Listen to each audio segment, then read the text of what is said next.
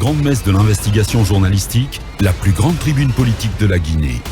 Avec Aboubacar Diallo, Talibé Bari, Mohamed Mara, Mamadou Ouri Diallo, Akoumba Diallo, Kabinet Fofana, Mohamed Kaba, Mamadou Diambaldé.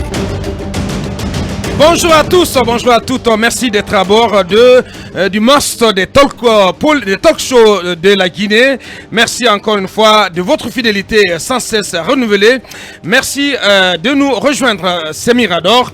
À la une, près de 100 jours après la nomination du gouvernement de transition, ça ronronne toujours. La mécanique tarde à être huilée.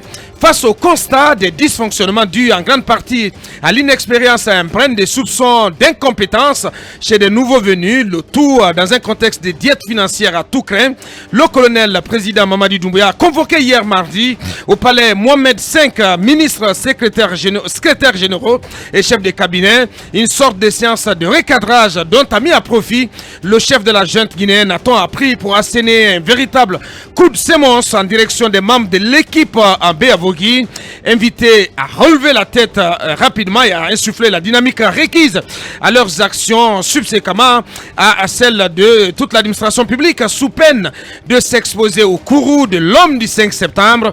Dès là, faut-il dresser un constat d'échec du fonctionnement et de l'action du gouvernement à Béavougui 100 jours après? Fallait-il s'y attendre? Nous poserons le débat dans cette émission.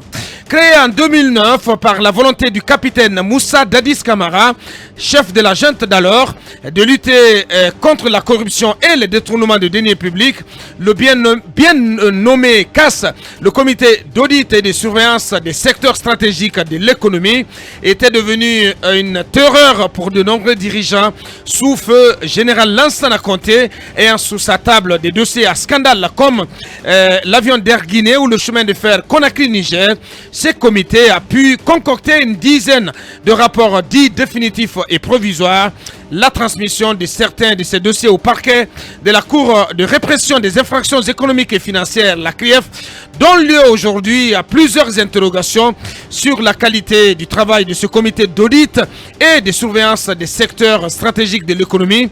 Quelles ont été l'approche et la méthodologie de travail de l'équipe des auditeurs de l'État en 2009 et 2010 au visa des dossiers concernés? Faut-il s'attendre à des condamnations devant la CRIEF?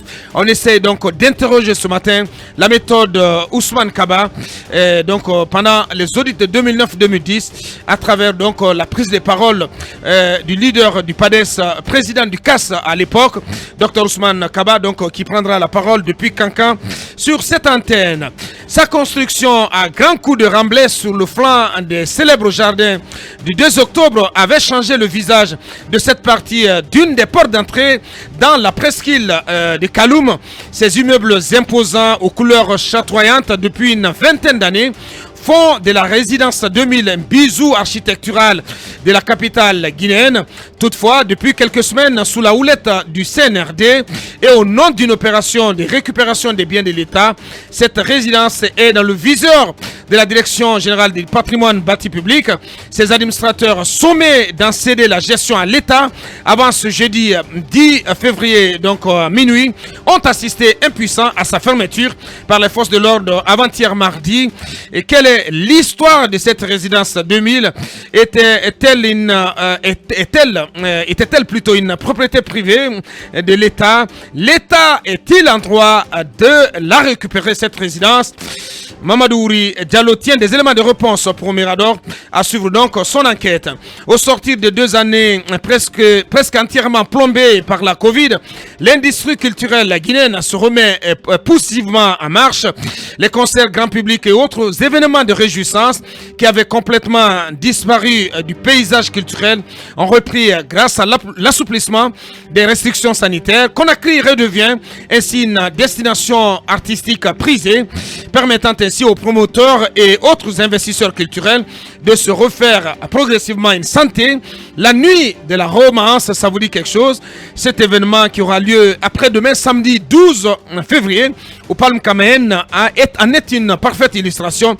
Les artistes martiniquais Henri Dibola et Eric Vigal vont donc chauffer à blanc la scène et les cœurs en ce mois des amoureux. Que réservent ces maîtres du Zouk Love au public de Conakry? On en parle avec le patron de la CPP, en l'occurrence Ibrahim C, célèbre animateur. Il nous rejoindra dans ce studio. Bienvenue.